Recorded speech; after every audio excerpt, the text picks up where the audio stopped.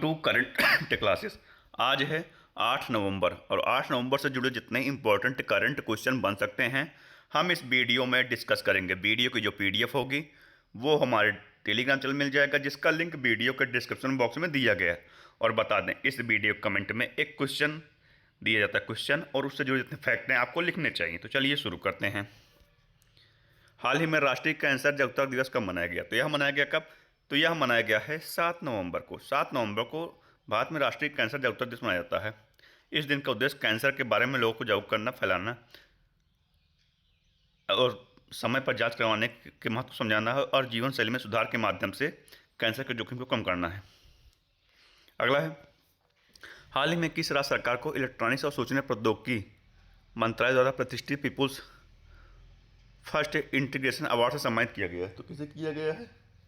तो यह किया गया किसे? यह किया गया हिमाचल प्रदेश को। हिमाचल प्रदेश, तो ये रहा मैप में हिमाचल प्रदेश। कैपिटल क्या है? शिमला। सीएम है सुखविंदर सिंह सुक्खू। गवर्नर है शिव प्रताप शुक्ला। और भारत में सेब का राज्य हिमाचल प्रदेश, और हिमाचल प्रदेश में सेब और चेरी का सबसे बड़ा उत्पादक राज्य है भारत में। हिमाचल प्रदेश 99.3% साक्षरता दर के साथ पूर्ण साक्षरता घोषित हुआ है।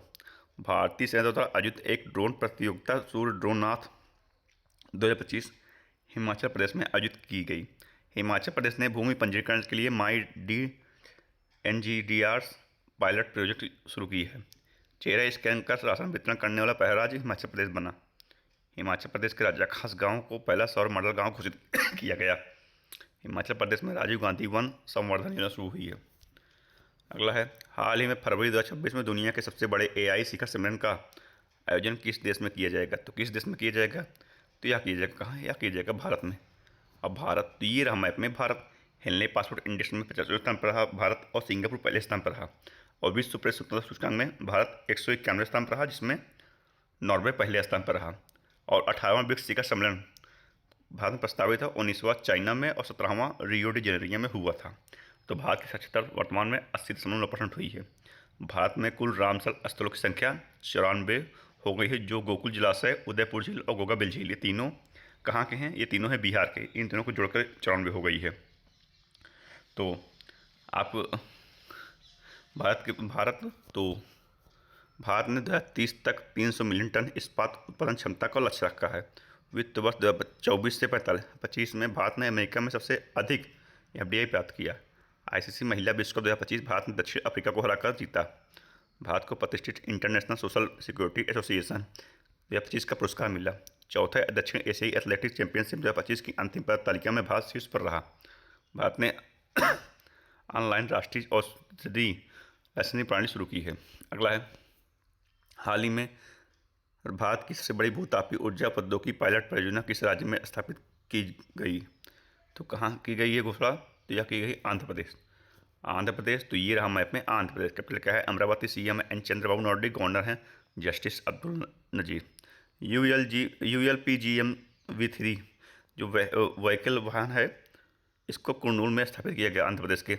और केले के उत्पादन में आंध्र प्रदेश सबसे आगे है, और फलों के उत्पादन में भारत में नंबर 1 पे है। आंध्र प्रदेश के पर्यटन विभाग ने वैश्विक पर्यटन पुरस्कार जीता। आंध्र प्रदेश रणजी टीम के कोच गैरी स्टडी बने हैं।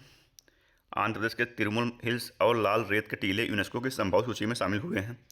आंध्र प्रदेश सरकार ने तिरुपति में एक स्पेस सिटी और मधकासीरा में 2 प्रमुख रक्षा निर्माण केंद्र स्थापित करने की महत्वाकांक्षा योजना को घोषणा की गई है। आंध्र प्रदेश में देश का सबसे बड़ा केंद्रीय पुस्तकालय स्थापित किया जाएगा।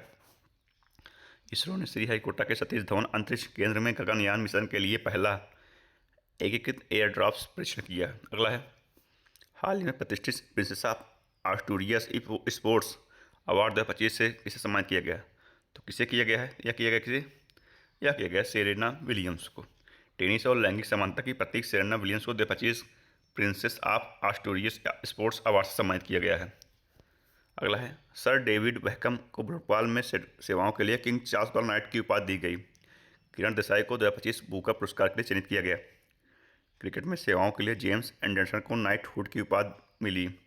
वज्र चंद्रशेखर ने फिक्शन के लिए 2025 का उर्सुला के लिए गुइन पुरस्कार जीता। जयंत विष्णु नार्लिकर को मरणोपरांत विज्ञान रत्न पुरस्कार दिया जाएगा। शब्बीर हसन को विज्ञान और शांति क्षेत्र में ब्रिक्स अंतर्राष्ट्रीय पुरस्कार 2025 सम्मानित किया जाएगा। आंद्रेज पोक्जोबुट और माजिया अम्बग्लोबेली ने 2025 का सखोरोव पुरस्कार जीता है। अगला है, हाल ही में एक और अंतरिक्ष में एआई डेटा सेंटर स्थापित करेगा। तो कौन करेगा? तो यह करेगा कौन? यह करेगा गूगल। गूगल ने प्रोजेक्ट स्नैकेंचर की घोषणा की है, जो उन्नत उपग्रह तकनीक उपयोग करके अंतरिक्ष में एआई संचालित आंकड़ा केंद्र का परीक्षण करने की एक साहसिक पहल है। हाल ही में सक्षम अंतर्राष्ट्रीय प्रतियोगिता के लिए चुनी गई पहली पैरा एथलेटिक कौन बनी?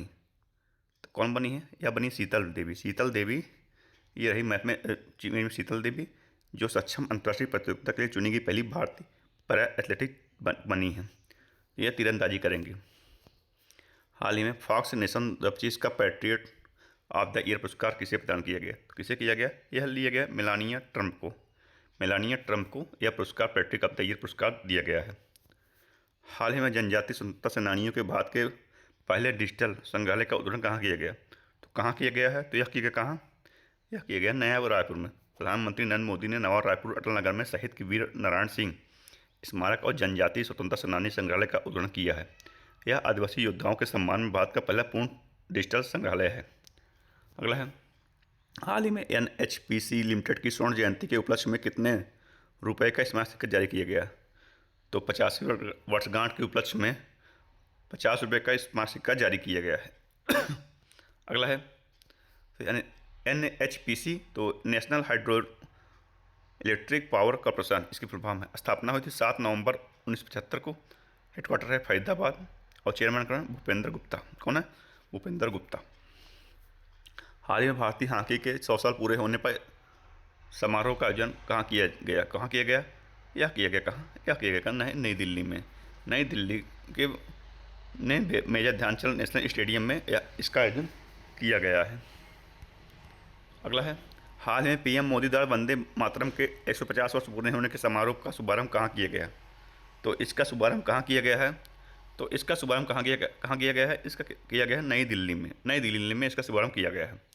अगला है, हाल ही में किस राज्य ने कृषि उपकरणों को महिलाओं के अनुकूल बनाने के लिए एसओपी जारी किया?